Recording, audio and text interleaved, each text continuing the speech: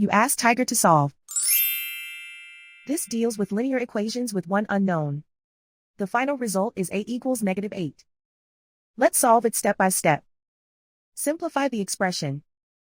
Expand the parentheses. Simplify the arithmetic. Swap sides. Group all constants on the right side of the equation. Add 10 to both sides. Simplify the arithmetic.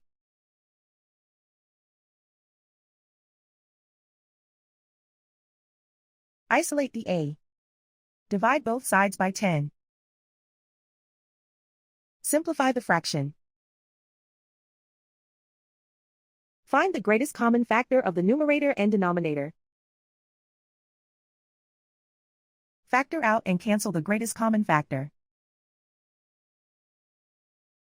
And so the final result is a equals -8.